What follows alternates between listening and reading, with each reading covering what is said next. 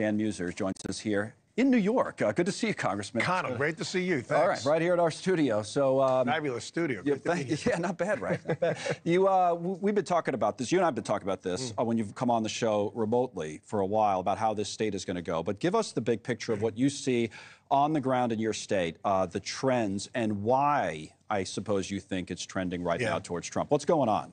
Well, there's a lot of activity, a lot of information. It seems that the entire state is motivated one way or the other. Fortunately, our registration for Republicans, as I'm a Republican and I'm supporting President Trump, is strongly in favor of new Republican registration. Because Democrats used to have an advantage. And they still do. But it's smaller. We've picked up almost 435,000 Republican registrations versus Democrat since 2020. Even in the last week, we added 27,000.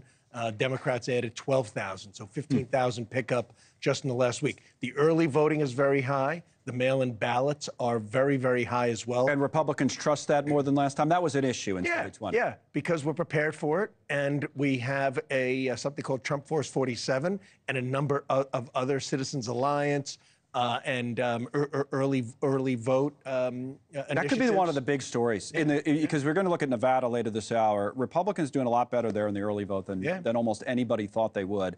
And I've said it many times, Georgia, I mean, Trump, let's be honest, he suppressed a lot of the vote last time. He said this early vote, you can't trust it, you can't trust the mail voting. But now the Republicans are doing it. They're open to it. Strongly embraced it. I myself voted early. Many people are. I'm in regular contact actually with our Secretary of State. Some issues I have. In some cases, I appreciate what they are doing. And frankly, in the end, we're trusting but verifying. You know, these last 13 days, we have a lot of eyes out there, a lot of poll workers that are going to be in the room. And again, I'm not making any accusations or pointing any fingers, but we need to build confidence in the outcome.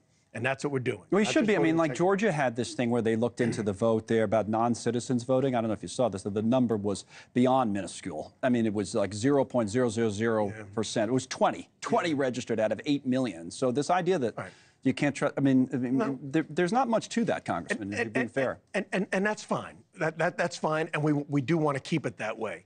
We have a couple issues with some changes that took place in Pennsylvania on some overseas ballots coming in on matching up identifications. So, yeah, we talked about it yesterday a little bit. And we're working on that. And but you could disenfranchise some military voters on that point. Virtually impossible. Military has ID. All we're looking for is an ID to be matched up to who that person is. That was the HAVA Act. Help Americans Vote Act that was passed after Gore Bush. It was done to assure that in close elections that only eligible citizens were voting. There was nothing wrong with it for 20 years. All of a sudden in Pennsylvania, it got changed. And those are the things we get concerned about, but we're working through it. All right, I mentioned last hour, I want to ask you about this a little bit, about closing arguments that both candidates are making, that the Democrats supposedly have been testing what works best, and some of their numbers have found that if you come out and you say that people who know Trump the best, people who are in his cabinet, the Republicans that serve with him, now so many of them are against him, that works well for them as a closing argument. That's why this John Kelly story, they think, resonates, where he says Trump, literally, this is a guy who was his chief of staff, knows him really, really well. He says he fits the definition of a fascist, and he's on tape saying that. Well, meanwhile, you have Bob Casey coming out and saying that he agrees with President Trump, that he's bucking Joe Biden on fracking, that he's joining Trump in his plan for trade and tariffs, and not just him, other senators. That's a tough comparison by a member, by the chief of staff saying that, well, you know, you fit the definition of a fascist. I think Kelly has some sort of problem. There are no others that were in that administration that state that what he's saying is accurate. General Kellogg just recently came out. General Milley did. He was the chairman of the Joint Chiefs. Well, both have apparently an axe to grind. I knew Milley personally, and I'm very, very surprised that they would be indirectly or directly supporting a Kamala Harris administration that I think is doing everything possible. What kind of reluctance? Thanks so much for watching. Just go to joinnn.com to find NewsNation on your television provider. And don't forget to click the red subscribe button below to get more of NewsNation's fact-driven, unbiased coverage.